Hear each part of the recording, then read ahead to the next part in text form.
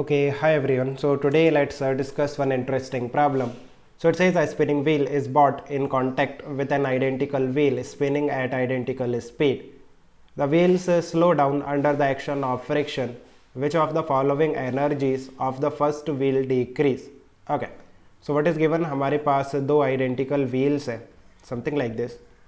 Let's say ये first wheel है and ये second wheel है.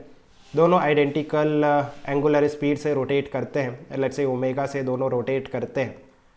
ना व्हाट हैपन्स कि ये जो दो व्हील्स है इसे हम एक दूसरे के कांटेक्ट में लाते हैं.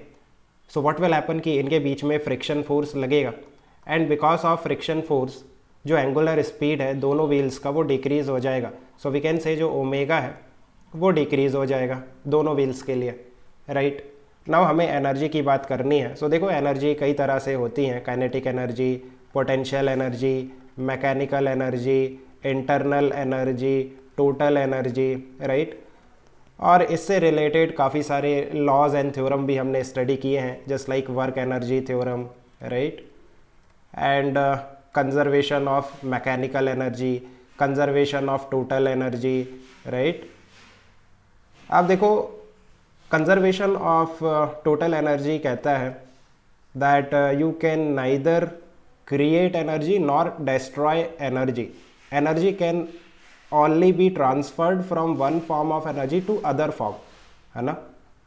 Like energy एक फॉर्म से दूसरे फॉर्म में जा सकती है, but you cannot destroy it, neither you can create it, right.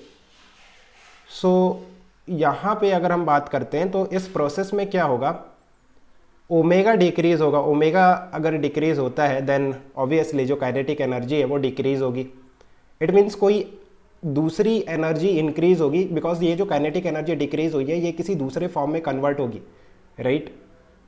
And ये कौन सा फॉर्म हो सकता है, हीट प्रोड्यूस होगी because of the friction between the two wheels. So we can say जो काइनेटिक एनर्जी है वो कन्वर्ट हो रही है यहाँ पे हीट एनर्जी में, कुछ साउंड एनर्जी भी होगी, राइट. सो मेजरली हम कह सकते हैं कि काइनेटिक एनर्जी का जो डिक्रीज़ है वो हीट में कन्वर्ट हो जाएगा.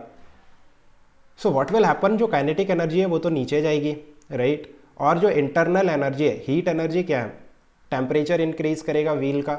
And if the temperature of any body is increasing it means इसके जो एटम्स हैं, मॉलिक्यूल्स हैं, राइट, उनकी जो वाइब्रेशनल एनर्जी है वो इंक्रीज़ होती है. सो इनडायरेक्टली हम कह सकते हैं कि जो इंटरनल एनर्जी है वो इंक्रीज़ करेगी.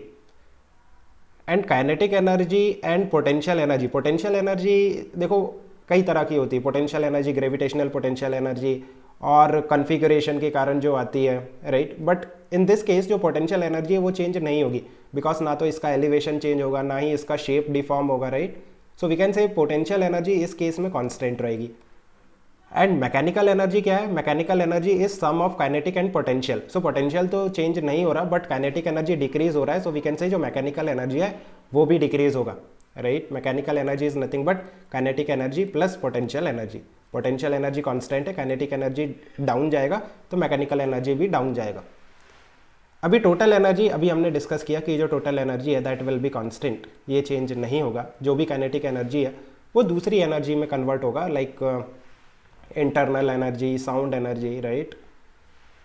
एंड लाइक जो भी हम वर्क करते हैं, वर्क एनर्जी थ्योरम से भी हम कह सकते हैं कि जो भी वर्क करेगा friction that work will be negative. Work done by all the forces is equal to change in kinetic energy, that is your work energy theorem, right. So work done by the friction force will be negative. It means change in kinetic energy is negative. It means kinetic energy is decreasing, right? So I think you have understood. Let me know if you still have any confusion. Okay, it's keep working hard. Best of luck. Bye. Yeah.